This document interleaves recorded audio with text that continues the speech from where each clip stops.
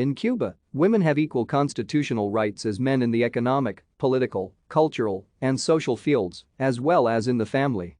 According to Article 44 of the Cuban Constitution, the state guarantees women the same opportunities and possibilities as men in order to achieve women's full participation in the development of the country.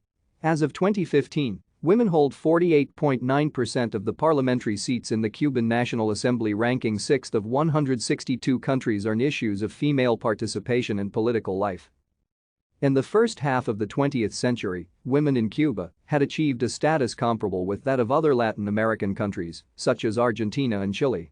The goal of Cuban feminists during this time was based on Cuban culture as well as the class position of the women who led the feminist movement. In 1923, the first National Women's Congress was held in Havana. 31 different women's organizations participated in the Congress. 3 years later, in 1925, a second National Women's Congress was held, and this time 70 women's organizations participated. Thank you for watching. Like and subscribe if you would like to view more of our videos. Have a nice day.